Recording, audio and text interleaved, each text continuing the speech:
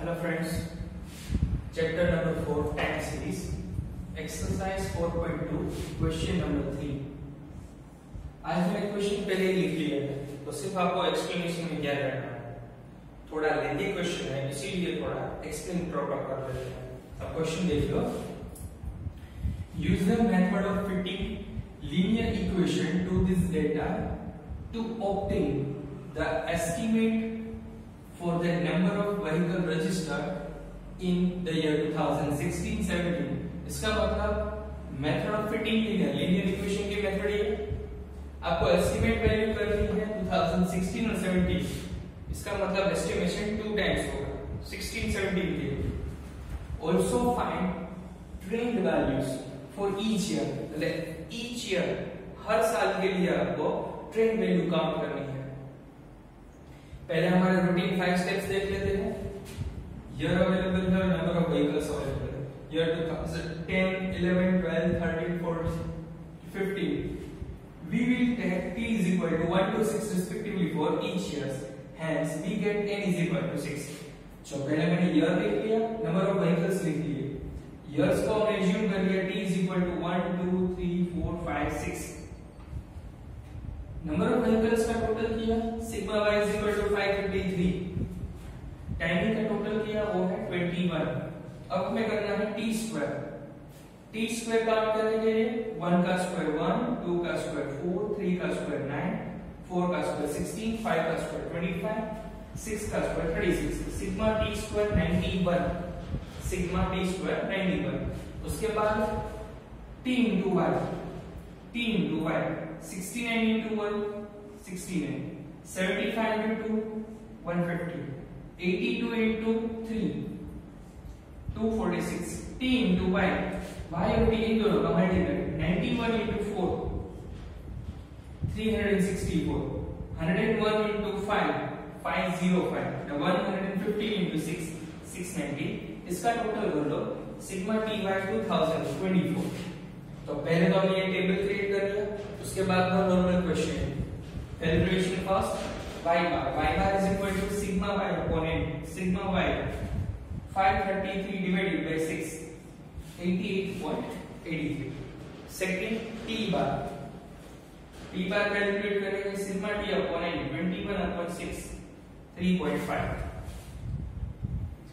y bar calculation हो गया, t bar calculate करते हैं। अब स्टेप नंबर 3 b कैलकुलेट करना है। हमने इसी चैप्टर में 4.2 में क्वेश्चन नंबर 1 और 2 काउंट किया है, इसी तरह से कैलकुलेशन करना है। स्टेप नंबर 3 b कैलकुलेट करने के लिए n into sigma t by minus sigma t into sigma y, n into sigma t square minus sigma t whole square. n की जगह पे 6 sigma t by t 2040, sigma t 21, sigma y 533, sigma t square 91, 6 91 21 square. इसका आप calculation कर लोगे तो b is equal to आपको answer मिलेगा 9.06। स्टेप 3 कंप्लीट होने के बाद step number 4 formula a is equal to y bar minus b into t bar. y bar हम लोगों ने काउंट किया था 88.83, b is equal to 9.06, t bar is equal to 3.5। Calculation कर लोगे तो a is equal to 57.12।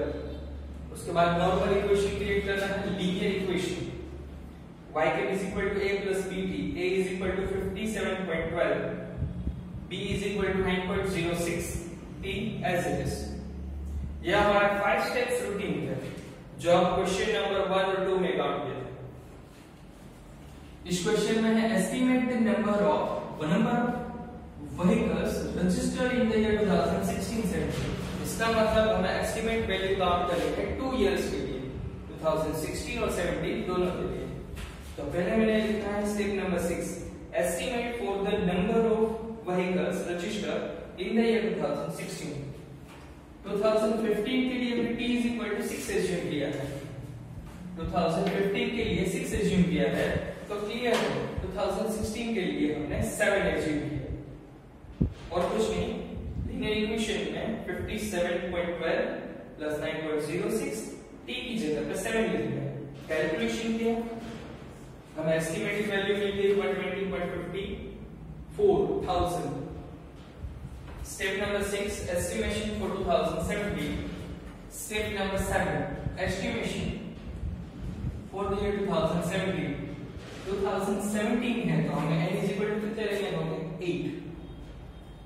16 का तो 7 लिया, 17 तो 8 रिटन। इसी इक्वेशन में वैल्यू लिख दो 57.12 प्लस 9.06 टी की जगह पे 8। फाइनल कैलकुलेशन के बाद 129.6,000। क्वेश्चन में last also find the trend values for each year. Trend values for each year. Each year के लिए अगर आपको ट्रेंड वैल्यू काउंट करनी हो तो पहले ईयर लिखना है। ईयर में हमने 1 2 3 4 5 6 यूज करेंगे। अब हमारा इक्वेशन क्या है, बस इक्वेशन में आपको वैल्यू पुट करनी है। 57.12 प्लस 9.06। अब यहाँ टी की जगह पे लिखना है क्या है 1। दूसरे में 57.12 प्लस 9.06 टी की जगह पे 2। 57.12 प्लस 9.06 3। सिंपल कैलकुलेशन ये जो हम एस्टिमेट कर रहे थे वही कैलकुलेशन में करना है। 57.12 प्लस 9.06 बस इक्वेशन में हर के लिए वैल्यू काउंट करनी है। 57.12 प्लस 9.06 5 और लास्ट 57.12 प्लस 9.06 6। हर के लिए कैलकुलेशन करो तो आपको मिल जाएगी ट्रेंड वैल्यू। बस सिंपल कैलकुलेशन ही है। अब सिर्फ मैं कैलकुलेशन कैसे करूंगा तो 9.06 into 1 यानी कि 9.6 9.06 into 1 यानी कि 9.6 प्लस 57.12 तो ये मेरा आंसर हो गया 66.80। यहां कैलकुलेशन करने के लिए 9.06 into 2 9.06 into 2 यानी मेरा आंसर होगा 18.12। इसमें भी ऐड कर दूंगा plus 57.12 75.24 plus routine calculation 9.06 into 3 9.06 into 3 27.18 plus 57.12 84.30। इसमें ऐड करते जाओ ये रूटीन कैलकुलेशन तो मुझे नेक्स्ट आंसर मिलेगा 93.36। नेक्स्ट कैलकुलेशन 102.42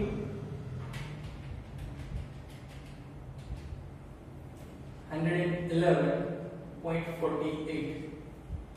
बस इसी तरह का कैलकुलेशन करना था। ये थी estimated value for each year और we can say trend value for each year. Trend value for each year trend values 1000 में ही रहेगी तो यहाँ हम लिख सकते हैं trend value in 1000। Trend value actual में y की वैल्यू ही है। तो ये थोड़ा क्वेश्चन में देता, थोड़ा समझ लो उसके बाद देखोगे तो समझ में आ जाएगा। इसके बाद होमवर्क में आप लोगों को क्वेश्चन काउंट करना है।